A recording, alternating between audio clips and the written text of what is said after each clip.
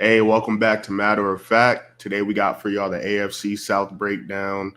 Probably do a little another fantasy mock at the end of this. But yeah, man, how you feeling, man? We less Uh, than a month away from the season. yeah, I mean, definitely excited for sure. So, right early already watching preseason games, watching receivers on Netflix. They got this jump for the SEC on Netflix now too. It's pretty fire too. So I just been getting in football mode. Bruh, I swear, every time I get a minor inconvenience and I'm a little annoyed about it, I'm like, yo, football's in a couple weeks, so we good. Like, Yeah, we it's gonna good. be It's like instant therapy just in my veins real quick. right, You know what I mean? So right. shit. But like I said though, we're gonna get into the AFC South. We did the AFC North 2 episodes ago. But yeah, man, the Houston Texans won the division 2 years in a row. You think they repeat? I'm expecting personally a bounce back year for CJ Stroud. They lost Laramie Tunsil, but I feel a little sketchy when a franchise like stalwart left tackle is just made available like that anyway. Yeah, I mean, they had a new offensive coaching staff changes. So offensive line, there's a new offensive line coach, and also there's a new offensive coordinator. He's actually from the Rams. Sean McVay tree. So they probably watched the film and they realized that he wasn't really helping that much. So they kind of figured like we're gonna go ahead see what we can get for him. He's on the back end of his career. You know, use the assets, see if they saw somebody that they liked in the draft, selected him, and they're just going to do it based off of coaching. They're going to get the players that they like their traits and their attitude. They're going to coach them up, and hopefully they're able to hold up for CJ Stroud to do his thing.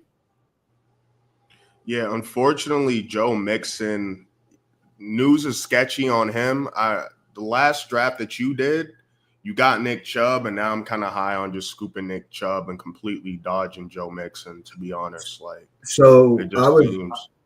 I was researching and doing just doing some research, and basically what's coming out of camp right now. They're not saying it straight up, but if you read between the lines, they're kind of indicating that Nick Chubb has kind of lost it. Like no disrespect, but they're like, you know what I mean? He's been through a lot. Like he's had a lot of lower leg injuries. So when it comes to his ability to play football the way he did when we were loving him and he was killing it, holding it down for our fantasy football teams some 3-4 years back, I don't know if that guy is still there. But the player I would keep an eye out for, especially in fantasy, is Woody Marks. Woody Marks is a pass catcher out of USC, and it looks like he's going to be the one that kind of takes over that bell cow role for the Texans if they don't bring somebody in. And this is all relative to what happens to Joe Mixon and how long he's going to be out. Hey, why you disrespecting my boy Damian Pierce? You know he was the guy for a little bit, for like a year and a I half. mean, it's not disrespect. It's no disrespect. It's not more disrespect than they put on his name.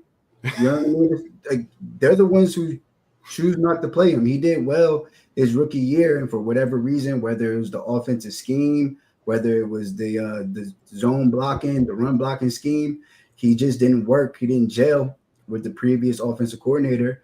And I mean, it's definitely up to this coaching staff to see if he's capable of being a bell cow for them while Joe Mixon's out. But again, all I'm saying is based off the research that I've seen and looked up in regards to the Texans, due to this Joe Mixon situation, it's kind of Woody Marks right now is the guy that they're you know I looking don't at. know how updated this depth chart is, but he's number 4, which at this point in the season it don't matter. Like we have Devin Singletary above Yeah, Cam Scatterboo right now, so I wouldn't really look into that. I would just keep posted on this Texans backfield because right.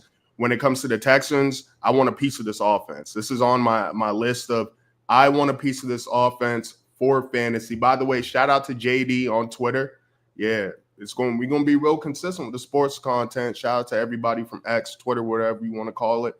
But yeah, I mean, I'm high on the Texans. I think they're gonna win the division 3rd year in a row.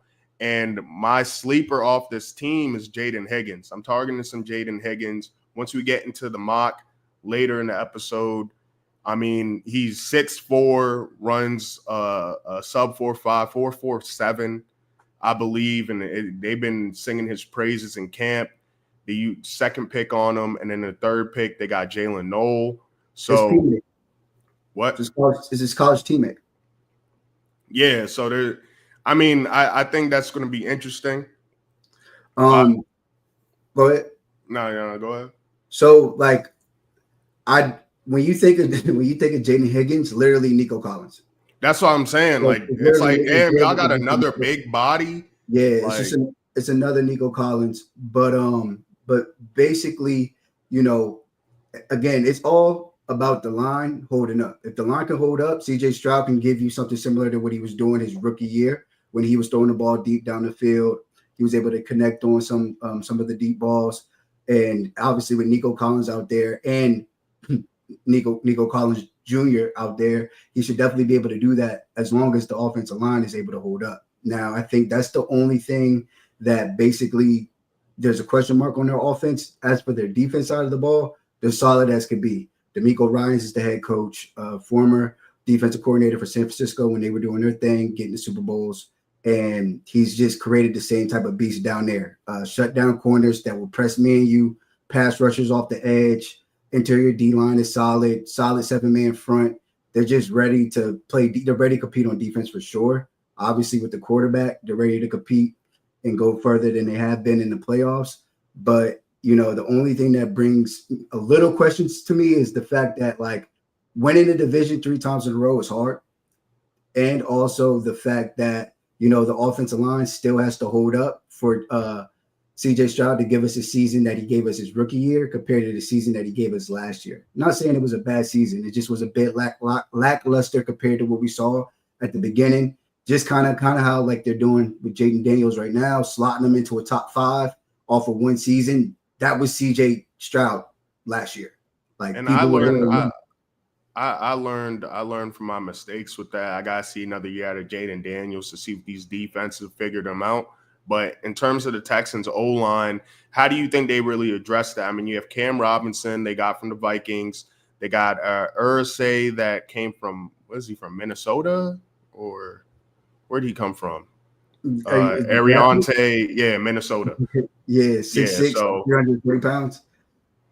Yeah, so they got him, you know, so I don't know. I'm very interested to see how Laramie Tunsil does, to see if it's like, that we knew something that y'all didn't know, which is why he was available. Because usually, especially since the Texans' issue was their O-line last year, like that was part of their issues along with the receiver depth, Tank Dell going down, Stephon Diggs going down. They addressed that in the first 3 rounds of the draft.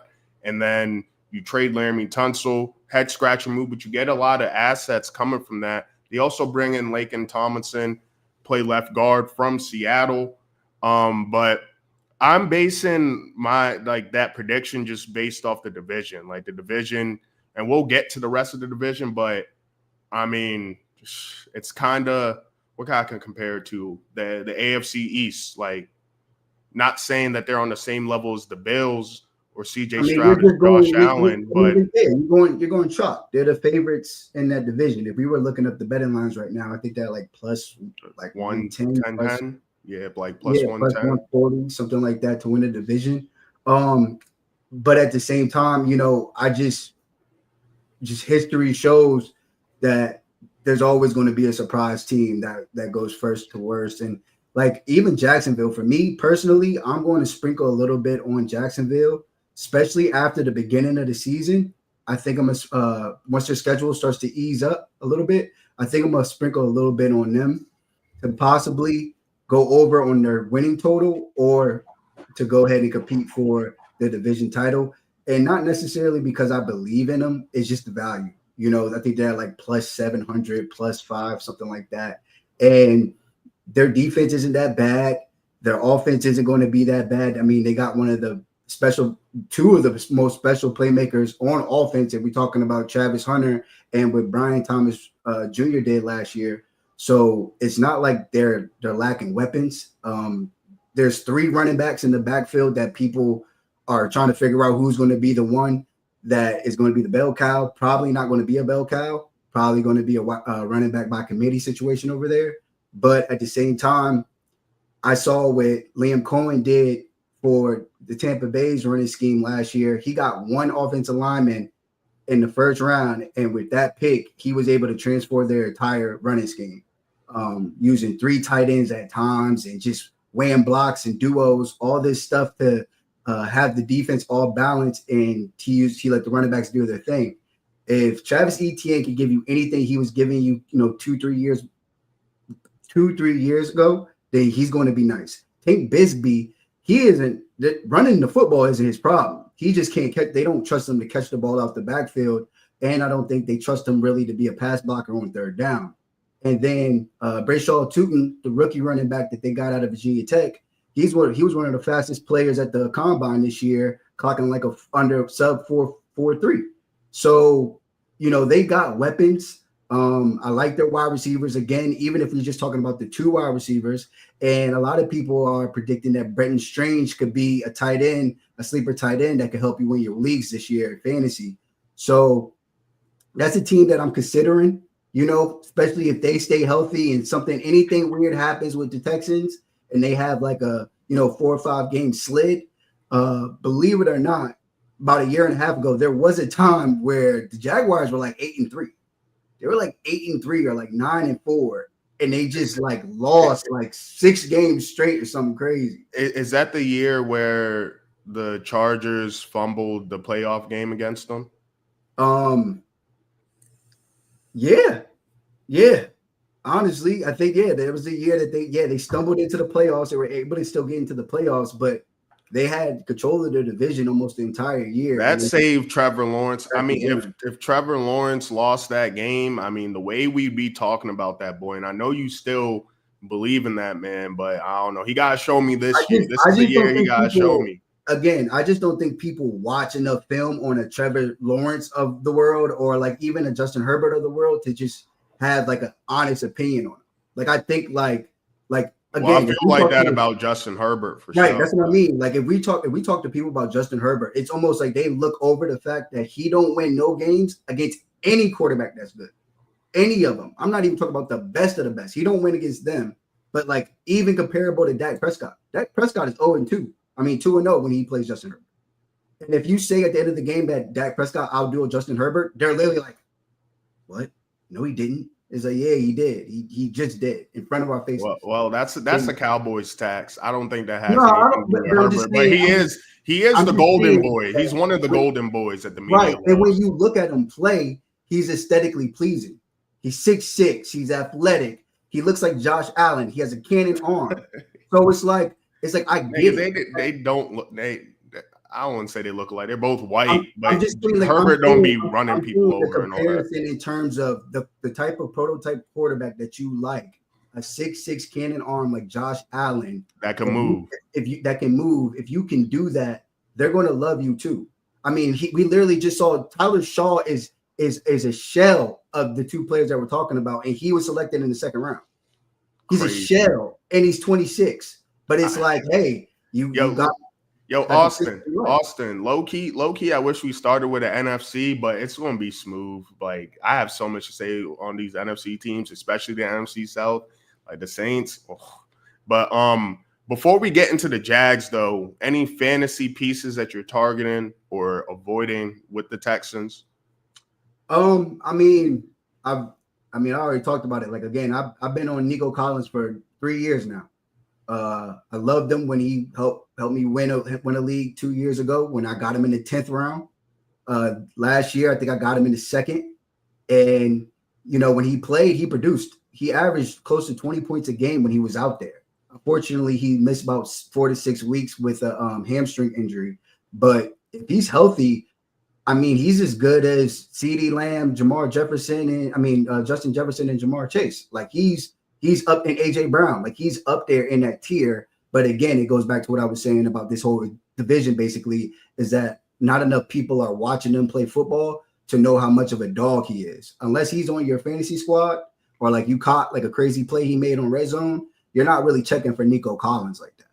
But I mean, I'm definitely targeting him, especially in the back end of the first round. If I'm able to get Nico Collins or get him in early in the second round, if I got like the 12 pick, something like that, I'm having a great day. Like I'm loving that. Especially if I'm even to start off again. I know we're not talking about the Jags right now, but like if I'm able to start off with Nico and Brian Thomas Robinson, I'm ready to eat. Oof, yeah, for sure, for sure. Me personally, I think a sleeper that people aren't talking about is Dalton Schultz. I mean, another year working with CJ Stroud and their new offensive coordinator, Nick Cawley, or whatever his name is. He was like a Rams tight end coach. So when the receiving options kind of went down with injuries and things like that, Dalton Schultz saw an uptick in targets and whatnot. They injected some new players into this offense, so that's probably going to go down. But I still think he's going to be a nice safety valve for CJ Stroud, especially if this offensive line struggles a little bit. And I have to look up more on Nick Chubb, because if that's the case, I might have to tap into Woody Marks and pay attention to what's going on with that. But besides that, another big thing about Woody Marks, because again, we've kind of already had our little discussions about some of these rookie running backs and their expectations. It is true he was a mid-round pick. I want to say he was either a third-round pick, but the big thing about Woody Marks is that they actually traded one of their picks from that up-and-coming draft to get back into the round to select him. So it's not like they just saw him, he fell, and they picked him. They targeted this running back in particular and decided that they were willing to give up capital from the future to select him. So that's like another big thing and another reason why people believe that if there is a long absence with Joe Mixon, that it could be Woody Marks that eats for fantasy, even if he's not the starter, because you know how it goes. They kind of let the seniority guys start, but then whole time he's the one that's getting 60% of the touches and shit. Right. And then me personally, like I like doing stacks, especially if I don't get a top quarterback. If I'm not getting one of the top quarterbacks, I kind of want to stack it up. Like, for example, a Justin Herbert, Lad McConkey stack is enticing to me. With this, I might not be able to get a CJ Stroud and a Nico Collins. But if I'm so high on Jaden Higgins, a CJ Stroud, stash of Jaden Higgins, see how the offense plays out, I think that could be worthwhile for you if you can't get one of those top quarterback options.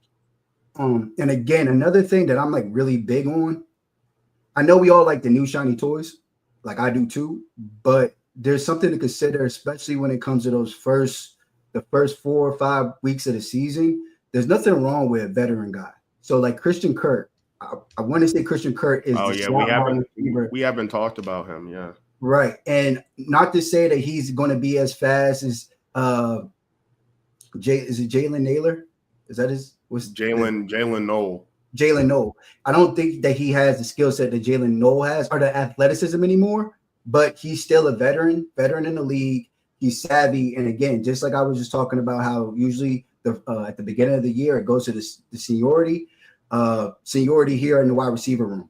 So I think that he's going to get the first crack at the slot wide receiver spot. And because he is so savvy, I wouldn't be surprised if he's able to, generate anywhere between, 6 to 8 catches, out the gate, not for anything over 100 yards, 120 yards, but maybe 6 to 8 catches anywhere from 60 to 80 yards, maybe gets into the end zone. So it's just something to consider just to kind of help keep that flex spot afloat until the rookies pop off and really, really understand the playbook and how to move in the NFL.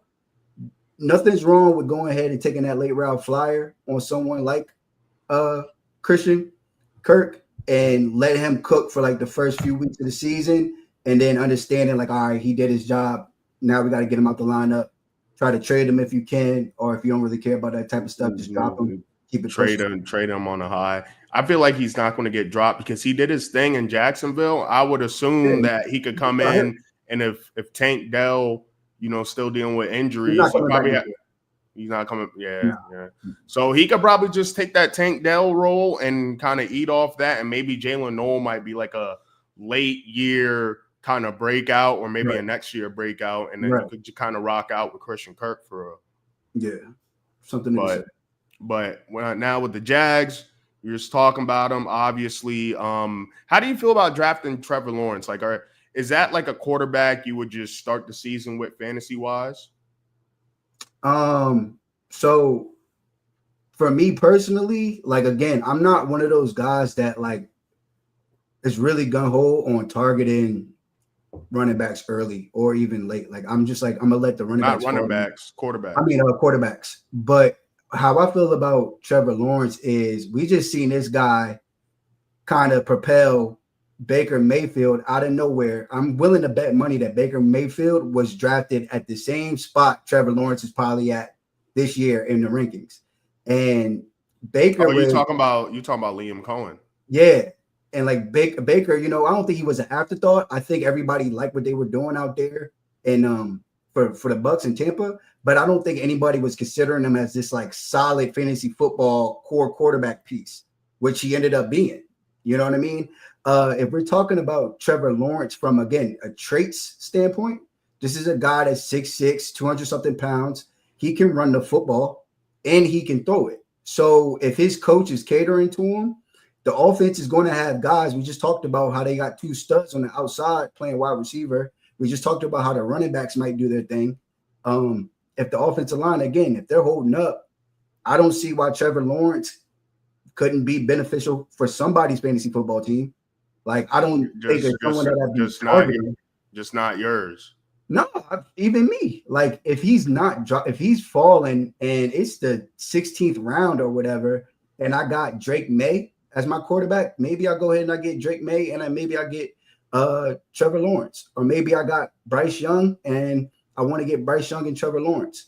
Like, or even I got Josh Allen or Lamar. I got one early. I haven't touched quarterback the whole entire draft, but at the end of the draft, he's still available, and I want to pick him up. Like, at the end, he can still become something. And this is how some people win their leagues. I always kind of got one of these guys that Justin Fields one year. I don't know if you remember it, but Justin Fields kind of did this for me one year. Baker last year. Josh Richardson for a moment, his rookie year. There's always these guys that kind of come out of nowhere. Anthony Richardson. Oh yeah. Anthony Richardson, his rookie year. So there's always guys that are coming out of nowhere because they're not hyped.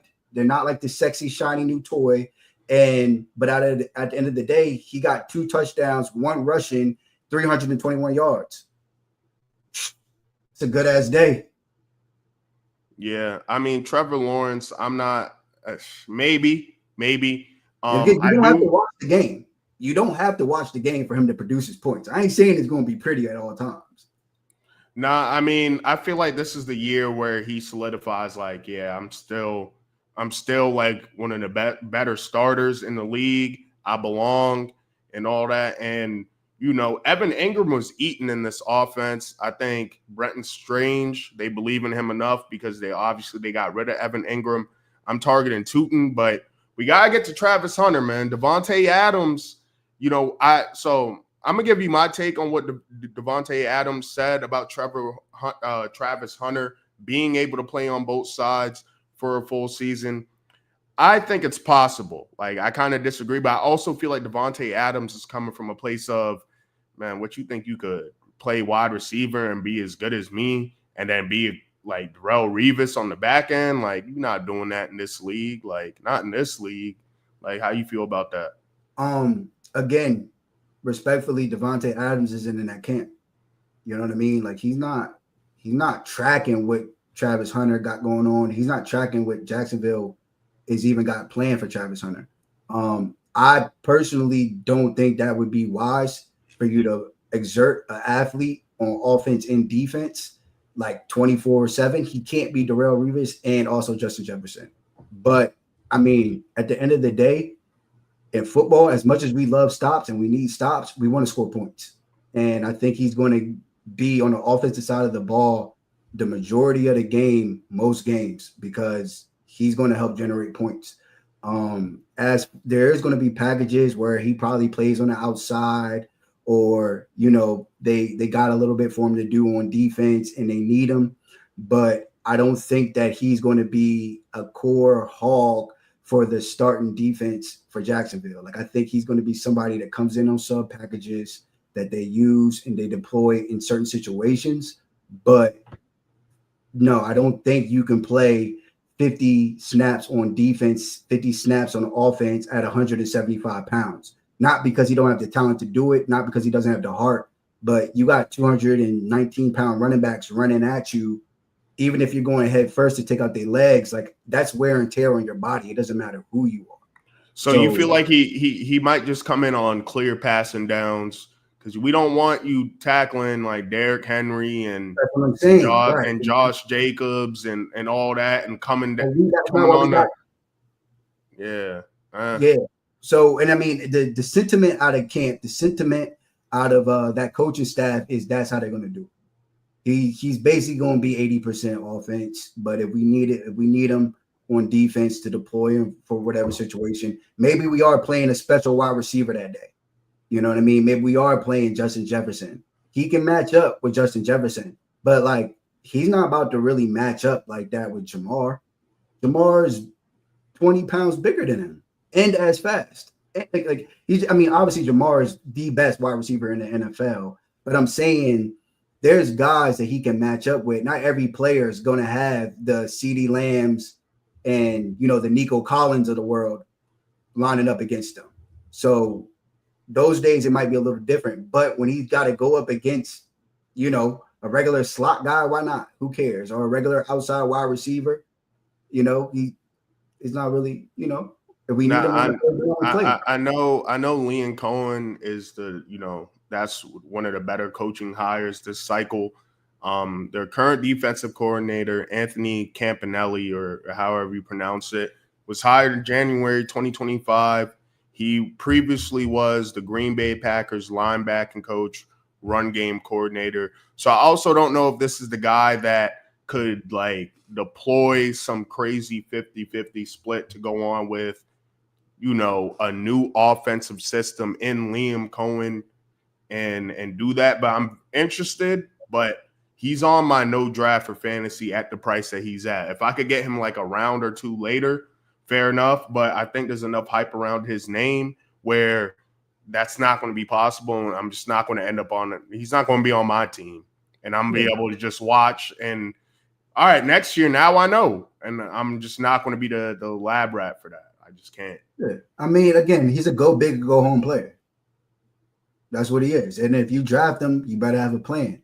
Remember when I asked you in terms of fantasy scoring? So if he let's say he catches 2 touchdowns on offense and he gets a pick, no pick six, just a pick. Is he getting 4 points for that pick?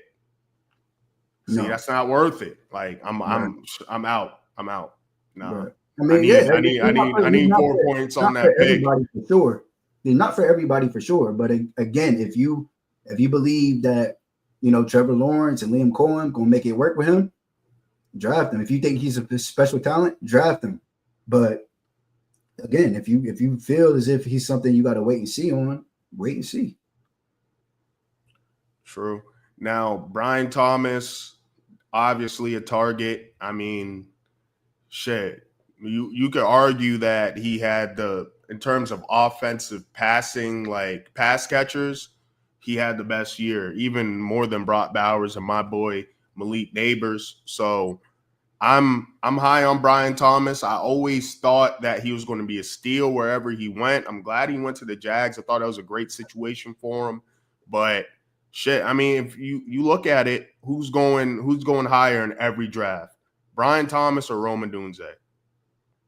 I mean, Brian Thomas, but again, Rome Odunze, they got all kinds of, like, we don't know where to target. They got a target distribution issue over there in Chicago.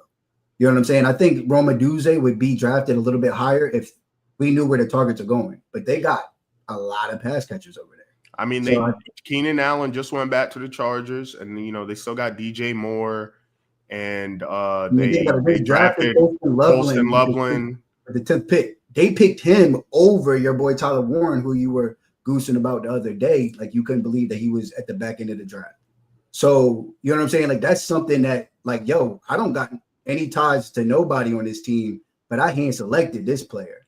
So it's just like I think due to the uncertainty about the offense and like who's going to be in the St. Brown role, we don't know. We don't know who's going to be in the St. Brown role for them. And then it's like who's going to be in the Jameson Williams role.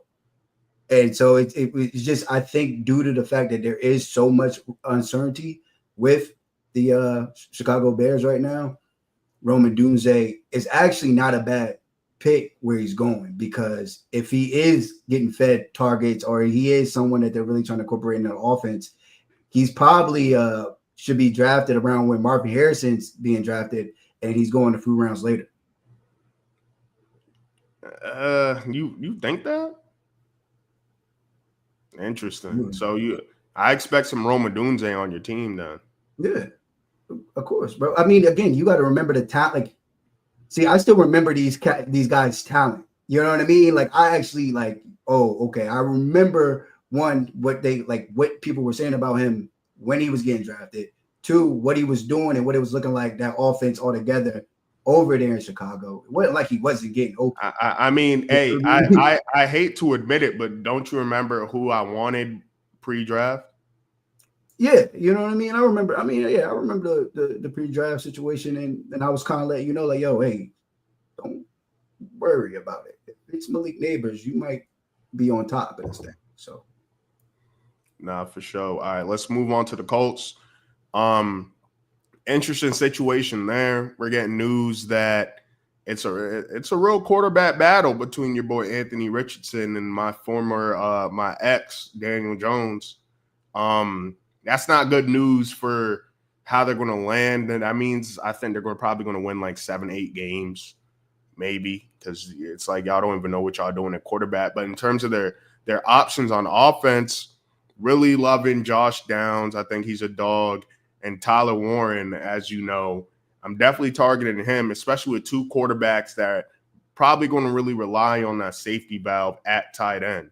And then Jonathan Taylor to kind of feed into that and set up that play action.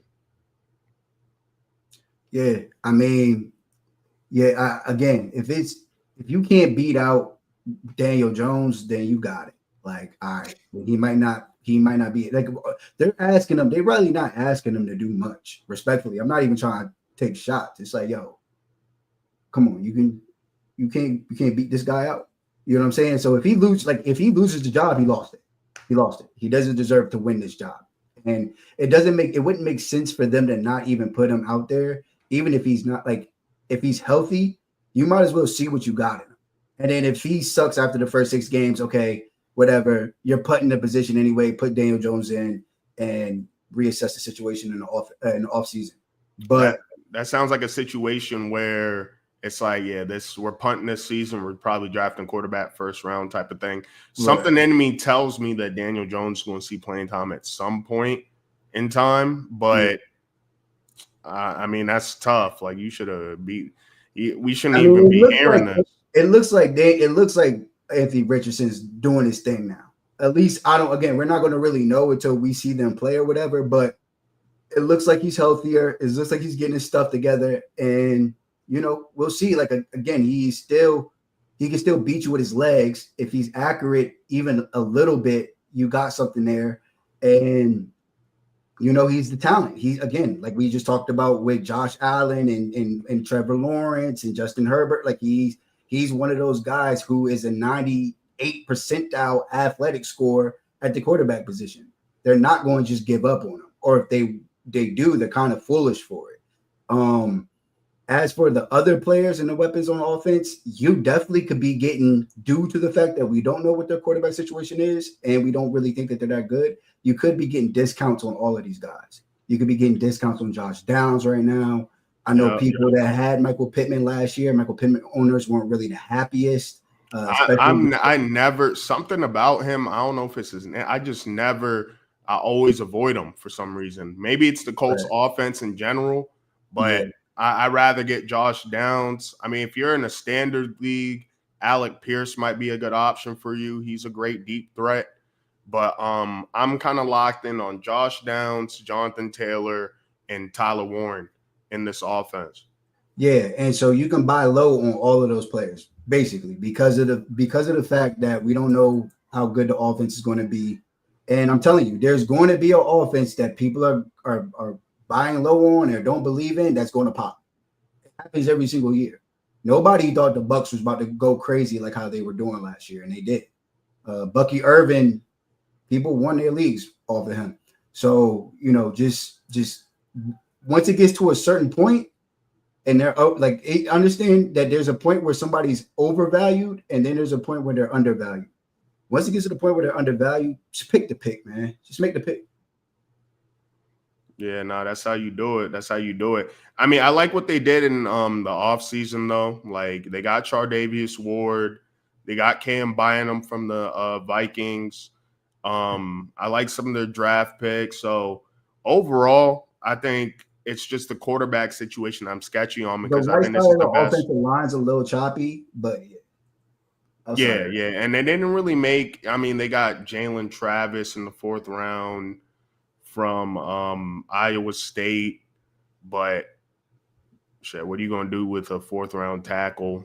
He's probably not going to be making an impact till next year, most likely. So, yeah, or if ever. First round. Right. So there's that. They scooped up Riley Leonard, which once again, you go out of your way to pay Daniel Jones, which the Vikings weren't willing to do. And I can't wait till we get to that division because I got something for the Vikings. Like the Vikings, I think they're making a lot of questionable decisions right now. But still, you get Daniel Jones. They weren't willing to pay him what y'all paid him, and then you go ahead and draft Riley Leonard. It's pressure. Everything's on you. And you got to remember these past 2 years, Anthony Richardson I was never in on that. I know you were an Anthony Richardson guy in terms of drafting him for his rushing upside and just the potential in general. So are you doing that again this year? If he's playing, if he's starting, absolutely. Where do you think I got to draft him? You know what I'm saying? Where do you? That's what, bro. At the late when you're taking flyers at the end of the 16th round, 17th round. Like if someone wants to draft Anthony Richardson in the 10th round, like good for them. You know what I mean? Like again, you let the game fall to you. You got to know when you're willing to select certain players. And like I said, there's a time where a player is overvalued, and then there's going to be a time where the same player is undervalued. If he falls into that situation in the 17th round and I only got one quarterback or I have no quarterback, all right, yeah, I'll take a flyer on on Anthony Richardson. I'll take a flyer on him. And if it works out, the crazy thing about it, if it does work out, bro, he's averaging 20-something points a game. So and that's if he can just pass the ball to the people that are open. I'm not telling him to be like go crazy with it. Just like, hey, be accurate and get it to the outside shoulder of this wide receiver real quick so he catch the ball, go down. And then when you see an open lane, break. And then go ahead and get those yards. And then when we at the goal line at the 5, QB choice, keep that motherfucker, get into the end zone. Like, I'm not telling him to do something that he can't, like that Jalen Hurts kind of, you know what I mean, that play card. That Josh Allen before he was a dog and accurate in an MVP, that Josh Allen. Like, all I'm telling you, use your God-given athletic skills, bro. And also, offensive coordinator, let my man bake. Nah, I feel that. Shane Steichen once again. How you feel about Michael Pittman? Again, just another. This could be a bounce back season for him. Never really going to expect like a 1,300 yard season out of him, but I mean, think about it. If he gives you 9 to 1,080 yards out the year with anywhere between 6 to 8 touchdowns, are you mad? I'm not. You know what I mean? Especially for a guy that I'm probably getting in like the 7th, 6th, 7th, 8th round. Like I already probably got my wide receiver 1, 2, and 3. My issue with him, I feel like he's always on that start, sit, like, who do I play? You know what I mean? He's not locked into your flex. He's somebody where you're thinking about 2-3 other guys or him, and you just never know. And I think that's why I never. He's a depth piece. But again, you need to know who the player is before you select him. It's just like what you got to do in the NFL draft. My philosophy is literally the same philosophy as a good organization that's good at drafting. Like, we most likely we're going to select the best player available. Keep not doing your thing. I gotta use better. Okay, like we're not going to overreach on players. We're going to create a board. We're going to use our board. We're going to have tiers, and we're going to just go by the tiers. If we got a running back that's there and there's value for him, we're going to pick him. If there's a wide receiver there and there's value, we're going to select him. You got to be able to be flexible, especially in the NFL draft, in a fantasy draft, when you're coming up. You might have a queue. Your queue might be full of wide receivers or full of quarterbacks that you're willing to select. But if they go on a run and they get popped off before you're able to go, you got to be able to adjust, and you can't panic. So, always look at the projections. Always make sure you're setting your board personally. Make sure that you got a plan for if there's a run on wide receivers, there's a run on tight ends. There's a bunch of guys. Again, I was just talking about Colston Loveland. Colston Loveland was drafted higher than Tyler Warren. He was drafted to go to the same head coach or the same offensive coordinator that was the offensive coordinator where Sam Laporta was the number one tight end as a rookie, is the same coordinator / head coach that just selected him in the first round of this year's NFL draft. Therefore, there's probably something that, like, they probably have plans for him. They probably have serious plans for him, and that probably involves touchdowns. So it's just, you got to be able to be flexible. If you lose out on the tight ends early, you got to know, all right, these are some of the tight ends that I'm going to consider in the back end of rounds 8, 9, 10, 11, 12. If you aren't able to get one of the stud wide receivers early, you got to know, okay, 6, 7, 8. This is where I'm going to go ahead and target my George Pickens of the world, my Josh Downs of the world. I know Dom doesn't like him, but even the Mike Pittmans of the world, because it's about opportunity. And if they're able to get anywhere between, again, 4 to 6 catches and anywhere between 60 to 80 yards, that's still over double digits. And they're not going to be the reason you won your game that week, but they're not going to be the reason that you lost it. And that's all you care about when it comes to the flex spot and when it comes to running back 2s, wide receiver 3s. I just don't want you to be the reason that I lost my week. I don't need you to be the reason that I won my week. I should have studs for that shit. Oh, are you talking about how you're about to draft Laquan Treadwell? Yeah. We got Laquan Treadwell. His name's Jonathan Mingo. All right, last team before we get into another mock draft, fantasy mock draft. We got the Titans. For them, the only person I'm drafting really is Calvin Ridley. I'm just Calvin Ridley or bust. And if not, I'll see what I could do on the waiver wire. But I know Tony Pollard, your former guy. How you feeling about the Titans team? What are you expecting from them? How do you feel about Cam Ward? Just the whole Brian Callahan, like the whole setup. Yeah, I mean, again, these bad teams, these teams that are doubted, there's value there. I hope everybody's thinking like that when it comes to Tony Pollard and when it comes to even Tajay Spears. At the end of the day, their offense is going to be better. They have a better quarterback.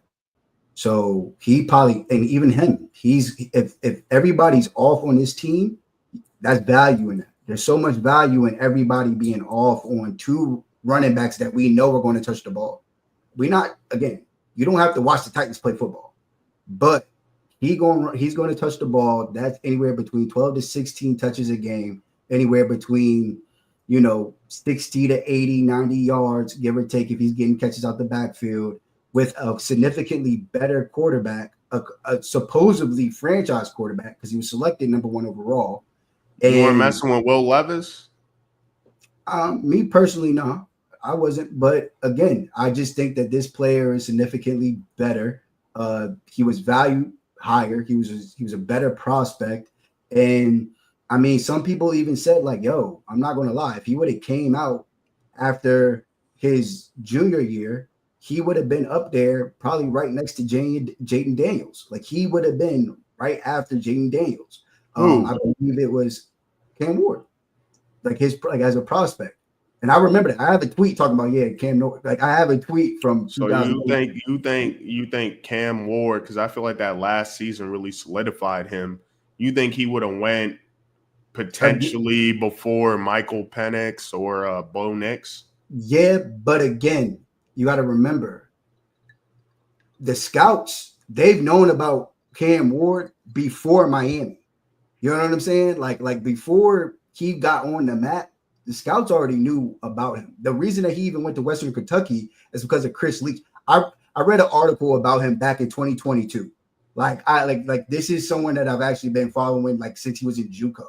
But basically, long story short, the reason he actually declared for the draft, he declared to go to the draft, but Miami gave him such a sweet deal. It was almost like if the NFL isn't guaranteeing you a number one first round draft pick, why even mess around with it? Come get this money here with Miami, and then Raise your stock, and then boom. yeah. Now I just went number one, and I get It's that not number even that one many. bread. And because at that point, it's a numbers game. How many running back? You know what I'm saying? We're talking about how that's a historic quarterback class. He just would have been another piece of the historic quarterback class. Right. But you know what I mean? Now he's the number one overall pick. In the weak quarterback class, even though he's a very underreported and under talked about number one pick because of the Shador situation, which you looking forward to Friday? You tapping in Friday for that Browns preseason? I mean, I'm tapping in. I'm tapping into football, so that's going to be a part of it. But yeah, you know what I mean? Like that's the big thing. You want to use the fact that he's not talked about to your advantage. If you know about these players, you know. At the end of the day, we're not saying that they have to be good at football, but points are probably going to get scored. Cam, like he's going to throw a bunch of interceptions, but that's not your problem if you have Calvin Ridley or Tony Pollard or Tajay Spears and they're catching the ball from him out the backfield. Like those turnovers don't matter to you. And the more turnovers that he throws at the beginning of the game, he has to dig out. He has to dig out. Yeah. So it's just again, no one. I mean, I think people were pretty high on Jaden Daniels because we knew he could get out, he could get busy, and he could throw the ball. But I don't think people were expecting him to have a top 5 historic season all time, and then a top 5 fantasy football season on top of that. So just account for it. If he's not trash, he might not give you top 5, but again, someone that is at the back end of the draft that you can, if he gives you any kind of value, you sweet. Even if he only has to play for the one bye week you got with Josh Allen or Lamar, and he eats, trade him after that to somebody that's quarterback that got injured. So or trade Josh and Lamar for a haul, whatever you got to do. So what I realized going over this depth chart is, unlike a lot of fantasy years, the tight ends, you're not going to have to worry like you used to in the past struggling with tight ends. I feel like the tight ends are going to be juicy this year for once. I mean, Chan Okonkwo, I feel like, he's going to be a nice safety valve. The rookies really dive in with the tight ends like that. And they got Gunnar Helm in the 4th round. So I think they did a lot to do Cam Ward justice. They brought over Kevin Zeitler from the Lions, and then Dan Moore from Pittsburgh, which is an overpay, but I mean, it's offensive line. You got to do what you got to do to shore up your offensive line. And I'm not sure how many. I mean, they had a decent amount of draft picks, but they got another guard in the 5th. Yeah, teams looking. It's a developmental team. Like, you were the number 1 overall pick for a reason. Like, yeah. So that's the situation you're going to. It's Tennessee. We'll see how that goes. But you on the Fantasy Pros page? I see a joint that starts in 2 minutes. Nope, that joint's gone. No, I don't want to do. There's one that starts at 54. What'd you say? Oh no. I mean, there's one that starts 12-teamer that starts at 8. Yeah, the one that 49153. Yeah. I bet. I'm about to join that one. All right. I'm gonna pick early. I'm gonna pick early today. I'm gonna pick. I picked early too. So Oh, damn. Make sure you know your team name this time. Well, let's see. It's loading. Make sure you know your team name. So, in a second, we're going to do another mock draft, fantasy mock draft. This one's full PPR. I think last time was half PPR. I don't know who does half PPR at this time anymore. What's your thoughts on the difference between them? Like, you prefer full PPR, half PPR type? I mean, there's different strategies with both, but like I don't care. I train for both.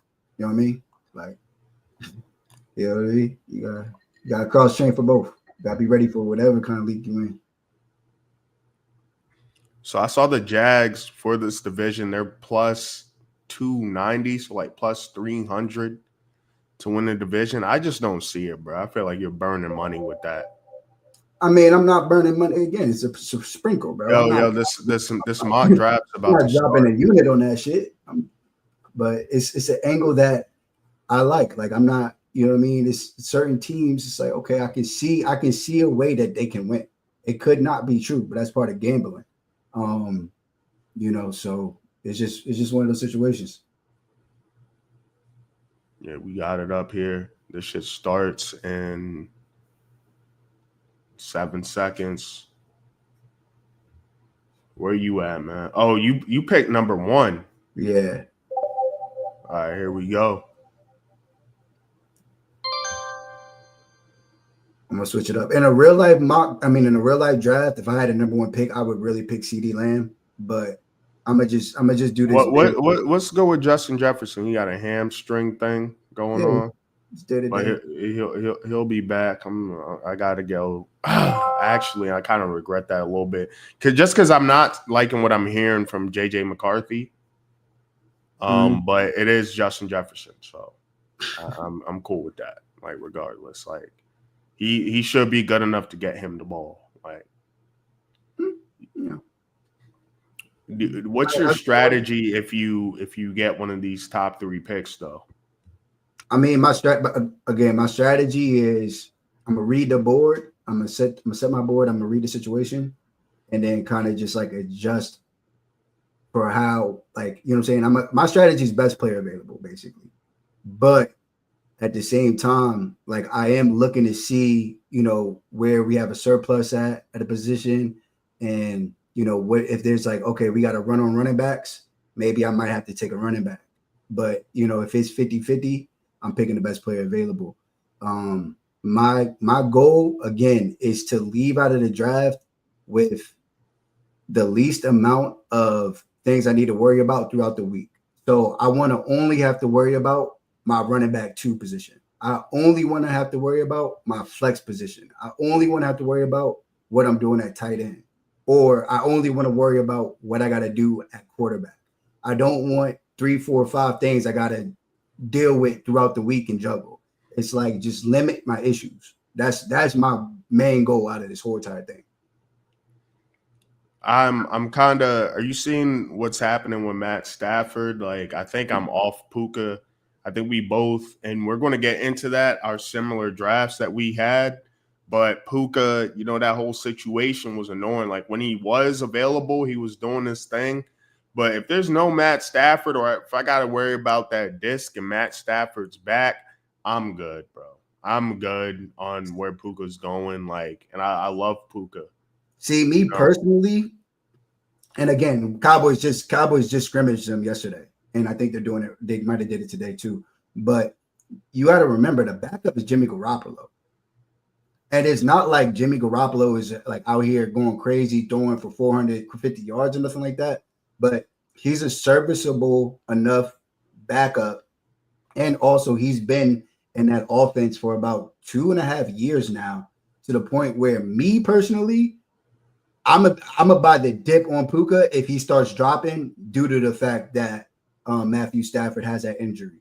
Because I know if you draw up the right play, which I believe in Sean McVay to be able to do that, he could just say, hey, throw it over here to the outside.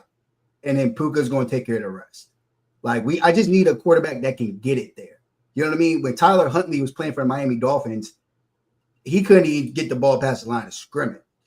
You know, so it's like, it's just, because I know who the backup is, and I'm kind of comfortable with Jimmy Garoppolo, not as a like trying to win NFL quarterback, but as a quarterback that's not going to ruin my fantasy week. I'm cool with it. You know, George Kittle was eating with Jimmy Garoppolo. Debo was too, had his best season with him. Man, how long was that? Pre or post COVID? Like that was a long ass time ago. I mean, but fact still remains. You know what I'm saying? And like Hey, Devontae, I'm not saying Devontae and Puka are talented enough on their own that like they catch bad balls. Like they catch bad balls. So you know what I mean? Like, all right, bro, just get it over here. And yeah, I'm gonna snag it. Right. They're gonna take care of the rest. Coda 6, I'm liking his team. He got Saquon and Derrick Henry. Eating. That's a good poor boys. I see Neighbors going at 8, and that's why the Puka situation annoys me, because now I feel like I need to be at least at pick 7 to get my boy Neighbors. Oh, damn. Nico at 6. That's Pitt's my team. He got Bijan already. He went JSN. I've seen a lot of content creators not too high on JSN for whatever reason. That's weird. So I hope more people feel that way about JSN. I really hope that's the thing. Again, if they know the players, like if they really know, like JSN's a dog. He's a dog. He was on those Ohio State teams getting busy too. So let him sleep. I'm gonna go Jonathan Taylor. Jonathan Taylor. So Justin Jefferson, Jonathan Taylor. It was between him and Josh Jacobs, but I mean that's a tough one. Who are you taking? Jonathan Taylor or Josh Jacobs? Me personally, I don't have a problem with Jonathan Taylor, and like again, he averaged 103 rushing yards last year, so it ain't nothing wrong with Buddy. But I'm gonna go ahead. Yeah, I would take Jonathan Taylor for sure in the second round. But Josh Jacobs, I'm not mad about that situation either. Like I'm not mad at my team right now. I really like my team, and again, what I basically did with the team the way that I'm trying to pick is okay. I got my wide receiver 1, I got my tight end 1, and I got my potential running back 1. It seems like if I have a top pick, I'm probably getting Josh Allen if he's just right there at the top of the third like that. I mean, this is where you would, you know what I'm saying? Like that's where you would select them. But even like again, because we're picking high, but obviously like you get a pick of the litter. So it's like you have Josh Allen QB1. Now, me personally, I'm okay with the fact that Lamar's going to be gone. So I'm not going to lose no sleep over it, but I just know I just need to make sure that my team's stacked to where they can carry my quarterback that's only averaging between 18 to 21 points a game. You know what I'm saying? Yeah, so I'm assuming you're probably going running back again in the 4th round. It's all relative. It's weird because I'm at the turn. So like my 4 and my 5, it don't really, you know what I'm saying? It don't really matter. But for me, it depends on the board because I'm at the end of the round, even though I am at the beginning. So it's like it depends on what's there for me. Ideally, I would probably end up going like wide receiver. I think wide receiver is going to be like the best player available. So I'd probably go there. But I mean, if I'm able to solidify a solid running back 2 here between 4 and 5, oh yeah, I'm like in business. Like I'm psyched. I'm going crazy. It seems like there's going to be a quarterback run in the 4th round. It looks like Jaden, then Hurts. I'm looking at poor boys. I was messing with his team until he took Breece Hall over Alvin Kamara. I'm taking Alvin Kamara over Breece Hall. I feel like Braylon Allen is going to put a dent into his usage just in general. So I'm not drafting Breece Hall at all. He's on my no draft list, to be honest. Really? I mean, again, how you feel about him? He's a game breaker. Like I think he can get busy. So it's just, I mean, it's not. I wouldn't consider him someone that I'm targeting, but it's somebody that he's there for me late in the 4th, and that 4-5 turn, Breece Hall. Exactly. But thinking. are you getting him in the third is the question. I mean, I'm not getting him before Omarion Hampton. Are you getting him before Alvin Kamara? Maybe because of how putrid the Saints are going to be on offense. But if it's Spencer Rattler, I might still fuck with the situation. No cap. It's gonna be Spencer Rattler. Oh, it's my turn. See, all right, Joe Burrow just went. And go to my team. All right, so I would like another running back here. I'm gonna go Chuba. I'm high on Chuba, Jonathan Taylor, Chuba, because I feel like there's a lot of receivers I could get. Like if I have Justin Jefferson, and he's Justin Jefferson, like let me get my running back set. I got Josh Allen, and then I could just do a lot on the waiver wire. If I have my 2 running backs set, they're healthy all year. Their bye weeks are different. I could do a lot with that wide receiver too, bro. Like I could do a lot. That's what I'm saying. So it's just relative. That's what I'm saying. It's all relative to where how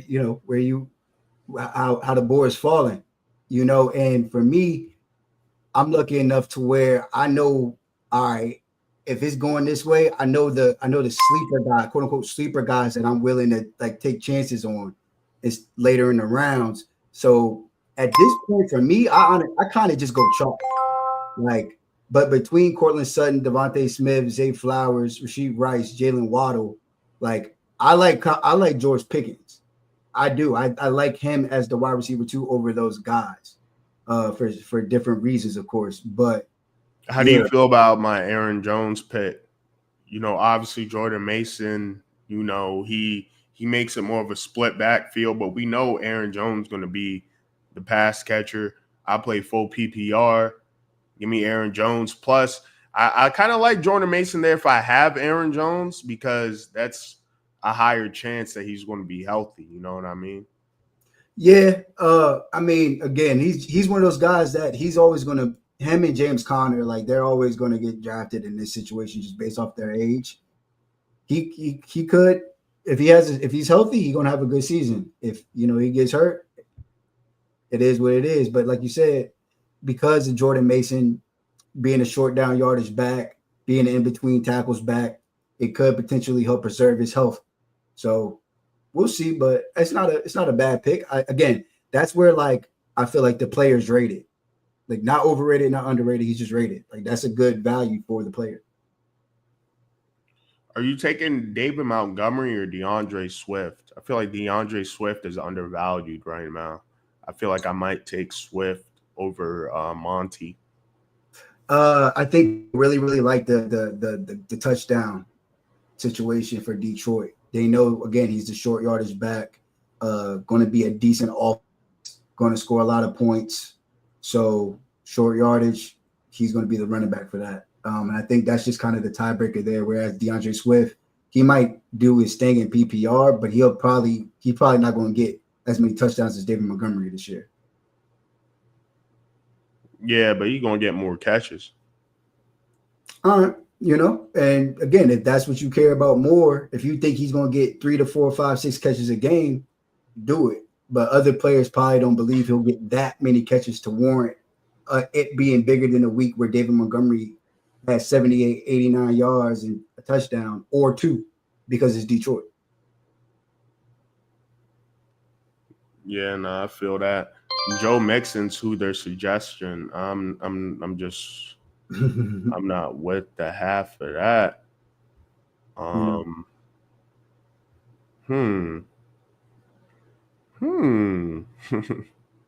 Okay.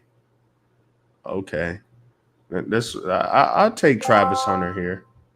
See what I'm saying? So you know what I mean? Where it was like you were like feeling as if you needed to stay away from Buddy. Come to find out, he falls in a situation where it might not be that bad of a shake for you. I mean, and there was a run on receivers too. Like I'd take Travis Hunter over Chris Olave, personally. Really? Let me see. Yeah. You can hear. So Yeah. You got 4 seconds. 3, 2, 1. Did you even get to pick?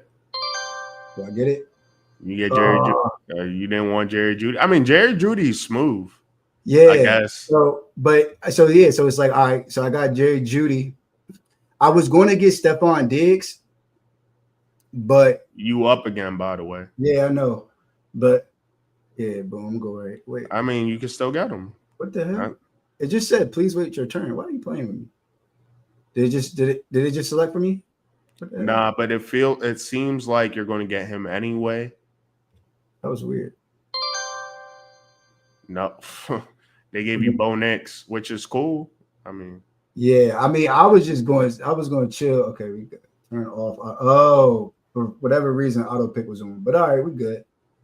But again, I don't like. I wouldn't even have selected a quarterback right there. But okay, like I'll deal with it. I'm gonna get TJ Hawkinson here. Jordan Addison suspended for 3 games, so we got that information, which puts up TJ Hawkinson for me because I know in those first 3 games right now we have. You said you had some feelings about Minnesota, and you said that JJ wasn't playing that well, but yet you're stacking his offense right now. Well, how does that correlate? Well, here's the thing: dump offs to Aaron Jones and a struggling quarterback to me is going to target his big body tight end. So if Jordan Addison out for 3 games, that in my tight end rankings, TJ Hawkinson went up a little bit because of that. Not a lot because he's already high up there. I was about to say, where'd he go? Maybe like one spot, like one spot, but still, like, fuck it. I mean, who would you take, TJ or Travis Kelce, who just went in the same? I mean, round? at this point, when it gets to this, if they got to this point, and I wouldn't even really be worried about tight end. Like I wouldn't worry about tight end or quarterback right now. Like for me, I would be heavy just on building depth with my wide receiver. Well, I got Josh Allen, so I'm not worried about quarterback either, my boy. That boy never hurt. Again, I wasn't saying you were, but I'm just saying, I'm not really. Once I get to the 7th round, I don't. It's all they're all in the same tier.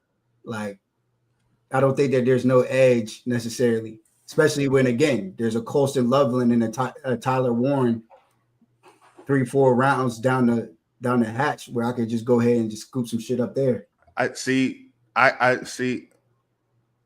Last year, I was doing bad in my leagues in the first 3 games. So I don't want that situation to happen again. So no Jordan Addison means I think TJ Hawkinson for the first 3 games could win me some shit.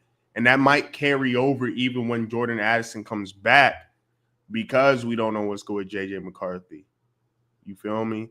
But the way I'm feeling right now is I want another running back just in case. So I'm going to be peeping the running backs, really. If Scatterboo could get to me, probably get Scatterboo right here.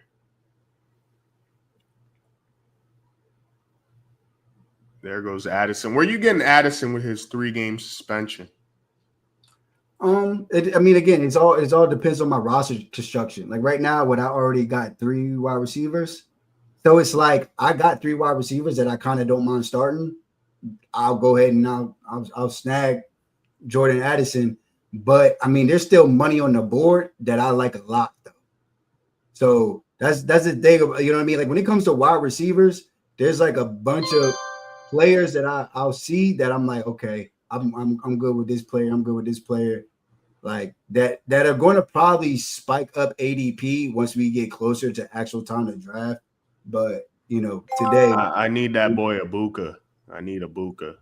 Yeah, I had to get him because I feel like you would have got him. Josh Downs or Emeka Ibuka. And now again, it depends. It really depends. Depends on what. Let's say I kind of feel like I need a receiver. You up again? Just drop my player. Jordan Mason. Okay. Wait, what the fuck? Oh, what, bruh? These niggas is playing with me. I'm taking Scadaboo here. Scadaboo gets to the ninth. I mean, in our unofficial depth chart, big New York Giants shit, big New York Giants shit. Devin Singletary, motor, he's ahead of him right now. So hopefully that keeps some of the Scadaboo hype down. But I think he's going to be legit by October. All right, so you holding on to him? You hoping that the rest of these guys hold it down until October? Yeah, I mean, Jonathan Taylor, I get in the second. I get Chuba, who I know is going to be involved. I get Aaron Jones. He's the vet and the pass catcher. I don't really need Scadaboo to do much right now. But I also know Scadaboo probably goes before Austin Eckler and Tajee Spears. Like, I know I'm probably not going to get him in the 10th. Right. Like, with what we got going on right now. Right. David Njoku is also once again, I kind of don't even want to get a tight end this early. Like last time I got Brock Bowers in the second. This time you got Trey McBride in the second. So you cool. Like Trey McBride, if I can get him in the third, that'd be smooth too. But, I mean, but for me, the second and the third it's the back end of the round. So you know what I mean? Like I could have got Josh Jacobs in the second where he's going, and I could have got Trey McBride in the third. Right. You know what I'm saying? It didn't really matter. But I feel you though. But yeah, I mean, again, and like now, like as much as I was annoyed by the pick, I kind of like that I got Zach Charbonnet and Jordan Mason because I'm not going to touch running back probably for like the rest of the draft. Nah, you cool, Josh. I'm looking at your team right now. We got that up. Josh Jacobs, Bo Nix. I mean, you probably wouldn't have got him right here, but like still, that's still a good pick. I mean, I'm cool with him because I know for a fact, like he's probably going to not turn the ball over that much. He's willing to run, and the way like Sean Payton runs his offense, he's going to just try to get the ball out and have everybody else make the plays. So, this is the spot where I want some of these sleeper receivers. Oh no. Oh no. Suggest some more for me, not Wandell. Between these guys, Keon Coleman, Rashid Shaheed, Cedric Tillman. I'll take the upside with Luther Burden. I'll take the upside.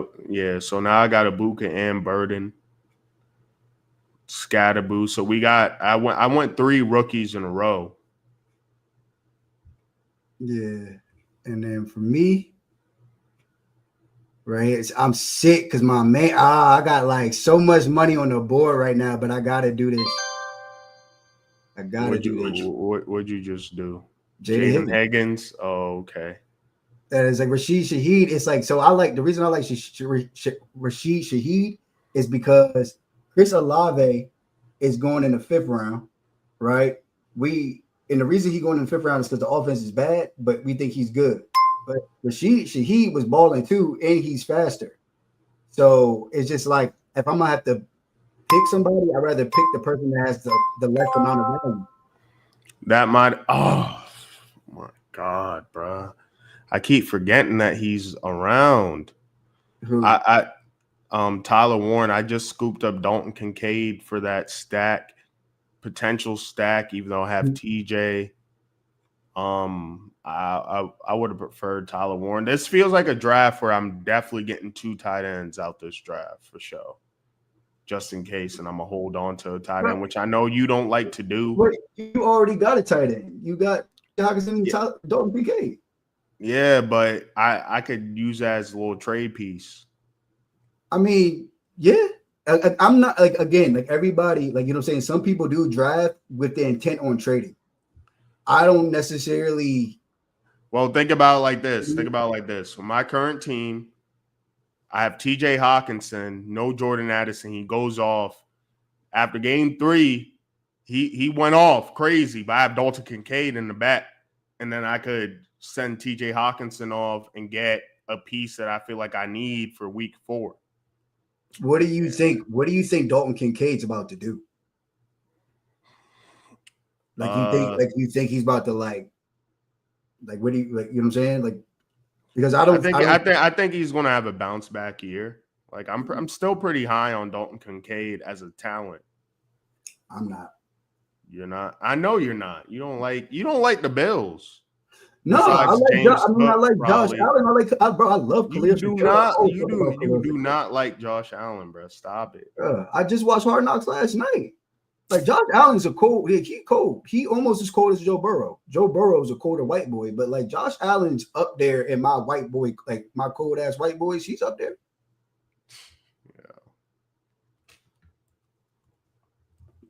But like again, the reason why I don't really care for for quarterback, because it's not even my turn yet. It's about to be my turn, but still available. Justin Herbert's available. Caleb Williams available. Drake May's available. Jordan Love's available. Trevor Lawrence is available. I would love. Out of all those names, it's between Stroud and Herbert for me. So that's nice to know. Yeah, but it's just like so. Like for me, I'm trying to still get money in the 7th round. I'm not worried about no damn quarterback. All right, let's look at it this way. I don't like how this is set up right here. Oh yeah, I'm about to eat. Oh, let's go. Come on, pick. Give me my boy Wandale. Right, and you take Wandale, and I take Mario. Get my man Demario. Similar players, but we back. And then we'll go ahead. I think right here, I'm gonna go with. Damn, I'm trying to think what we got now. I'm gonna go ahead. I don't need to draft him though. That's the only thing. Oh nah. Oh, I'm talking about. Oh nah. Who'd you get? Oh, Rico Dowdle.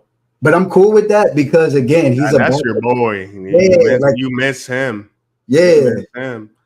Like I'm not really mad at that because you know Dylan Sampson. Like it seems like I'm gonna get a lot. I'm probably gonna be drafting a lot of Dylan Sampson this year. Yeah, but you know the more we get, like once preseason starts. Oh shit! I didn't even know I had this shut down. Once preseason starts, that's when, you know, we'll really figure out what it's looking like in regards to where the actual ADPs are. Because like the second Dylan Sampson breaks for 40 like 35 yards on the play, he's not getting drafted in the 13th round no more. You know what I mean? Oh yeah, I mean that's why Friday's important, right? Because we don't know what to expect from this Browns offense. Like they're treating it like a circus. So like again, I don't know anybody that can really take the Browns serious. Like you said that Browns fans take them serious. But like, I just think they take them serious because they don't know any better. They're a Browns fan. But like this whole thing with Shador, y'all don't like, bro. Yet y'all use them for promo. Yeah, for promo. But you don't give my man reps. Then you want to throw him out there to play, to start. Y'all are Sison Pickett because y'all want to get him. Y'all want to trade him, but y'all goofy as hell because y'all should have never traded for his sorry ass. Like, I don't know how anybody that has followed football for more than 25 years can really see what's going on with the Cleveland Browns and be like, oh, this is a legit organization. Like, their moves make sense. Like, they're a joke. No, they're definitely a joke. And I'm about to go in on them in a second, for real. Seattle defense, that's the Chargers defense. What did the Chargers do for their defense to be what they're suggesting? You got to think it's hardball. I'm taking Leggett. You know, there's a lot that goes into. This is the second draft that we did where I end up with Leggett, or I end up with multiple. End up with multiple Panthers players. Well, again, Panthers are 100% a buy low spot. Like, people aren't going to really. They're not thinking about checking. Like everybody in everybody's mind, they think that bro sucks. They think that they still think that Bryce Young sucks, but he doesn't. He actually was turning that bitch up at the beginning of the year. At the end of the season. So like capitalize on that. Capitalize on everything. Oh yeah, Capitalize give me Chris on Boswell for sure. Give me Chris Boswell. 15th round, Anthony Richardson. See, that's a smart motherfucker right Oh, there. wow. What does he have? Oh we got to check out how they feel about Derpy's draft. He got Nico, T, Bucky.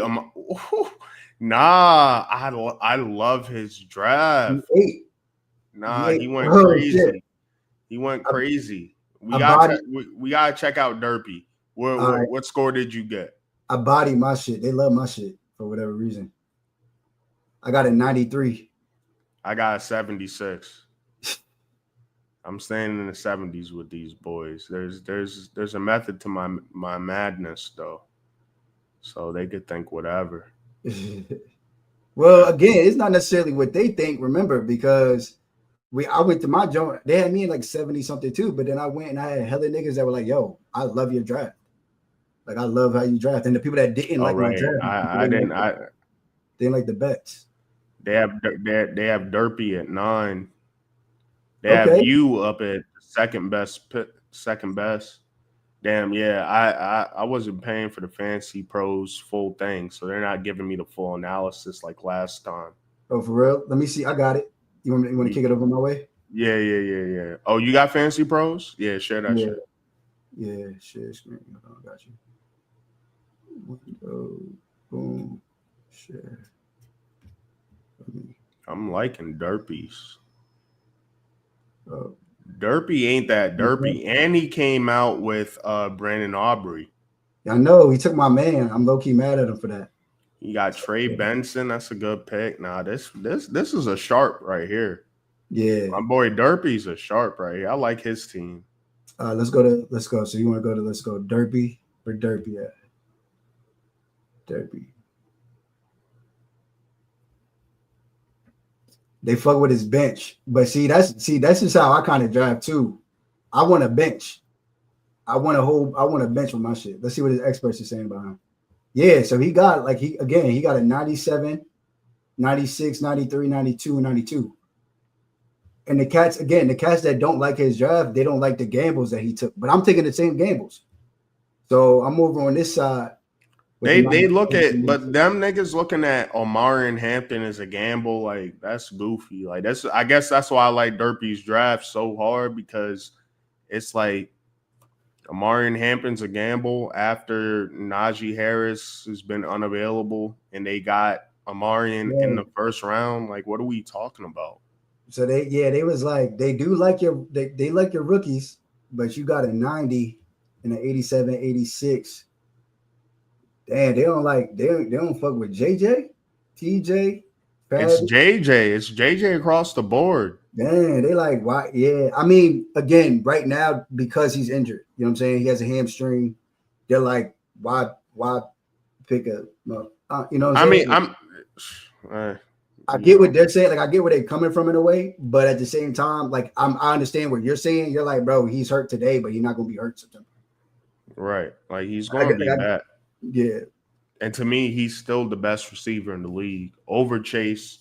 Call it 1A, 1B, but so yeah, and then this is your shit. Yeah, they was kind of fucking with me a little bit. They gave me a 93, but these niggas, Derek Brown, that's my man's right there, and Mark Harmon. These are dudes I really fuck with. But yeah, you know, not liking y'all crazy, tripping, but not liking who. Not liking Jamar, Trey McBride, James Conner. I love that.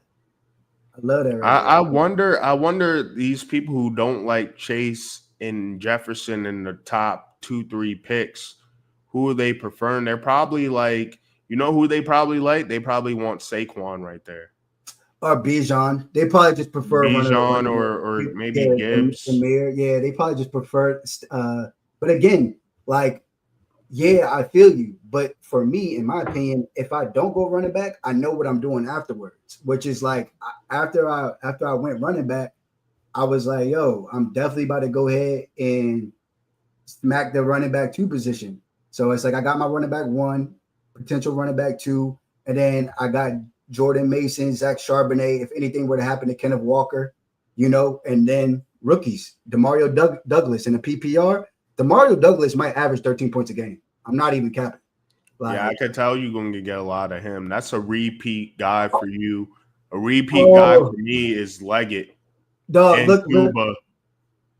Look at what they said. They were like, "What if you would have drafted Stephon Diggs at the 7-1, and a quarterback later, your score would have been 30 points higher?" And remember what I told you? I wanted Stephon Diggs. Oh, right. Over Bo Nix. Yeah, I would have been smacking niggas. But again, like, this is a good practice. I mean, like you said, like I told you last time, like, bro, I get C's a lot. But again, when I go to the expert opinions, usually there be niggas that are like, nah, like, bro, you know what you're doing. I like this expert opinions part with the thumbs up, thumbs down that doesn't just give you the straight up. Is that my shit? Go to expert opinions again. I want to just see one more time. Travis Hunter, they're fucking with the Travis Hunter pick, so I guess that's a good spot to them. Yeah, which is ironic because you were talking about how you was trying to stay away from Buddy. I am trying to stay away from, but I guess we have to we have to pound that home that when we say avoid, it's at the ADP. It's where they're getting drafted. It doesn't mean I'm avoiding them forever. Like I'm avoiding Devon Achane.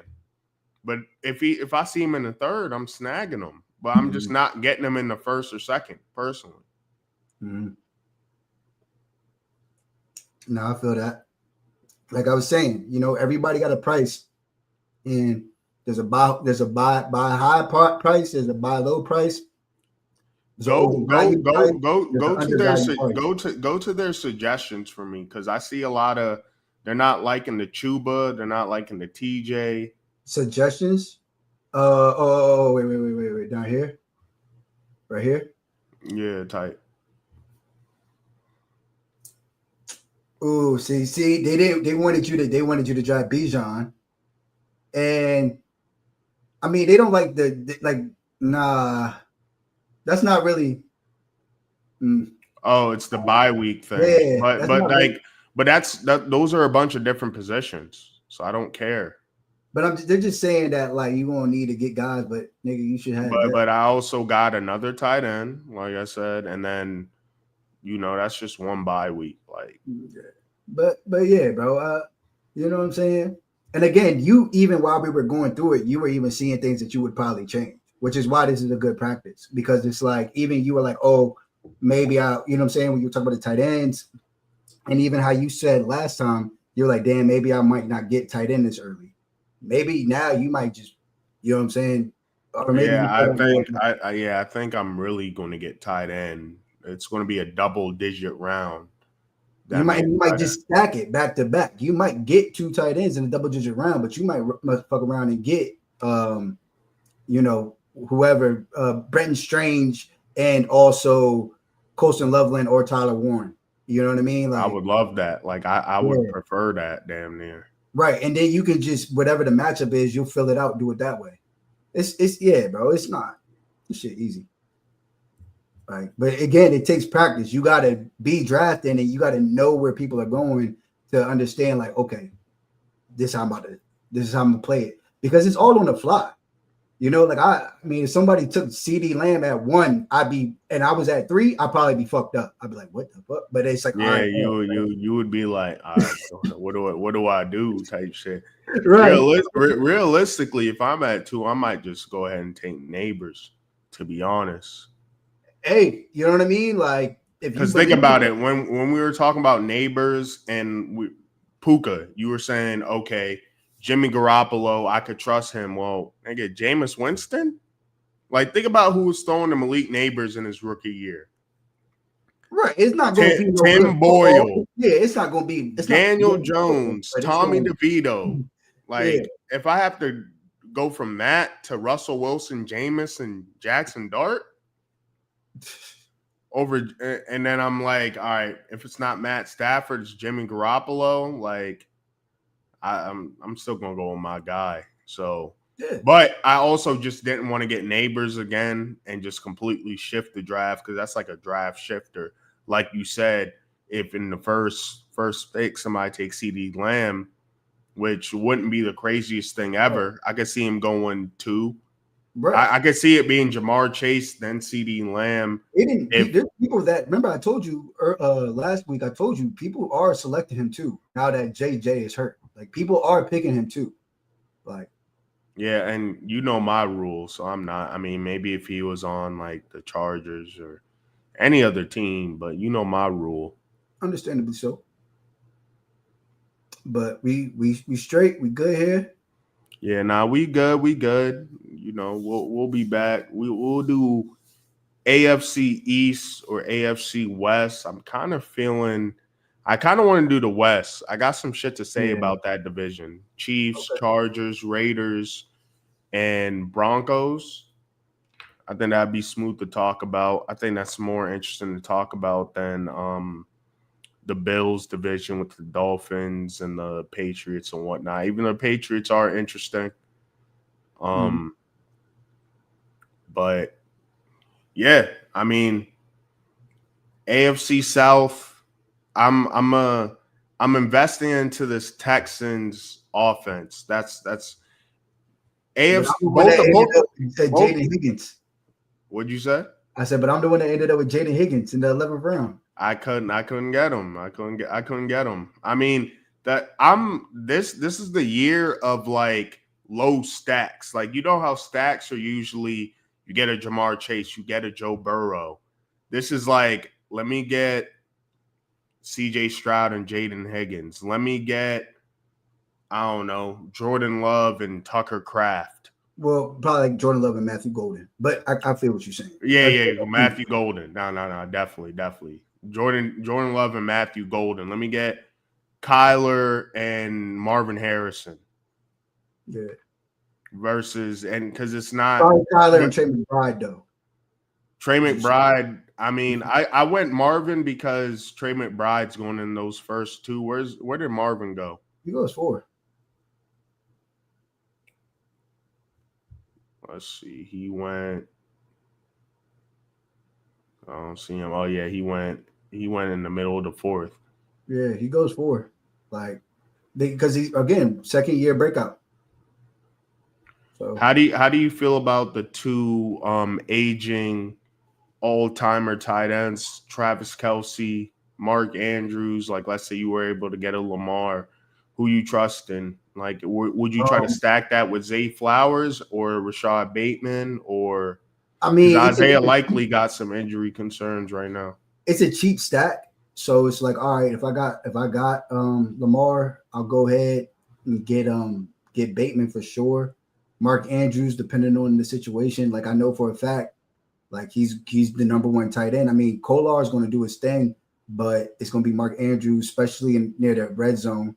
So he's cool. Zay Flowers, like he's a good player. It's just not a lot of targets to wide receivers out there. So he might be a little overvalued, especially because you get Bateman so much. Again, the reason, like the way I look at Bateman is the same way I look at Rashid Shaheed.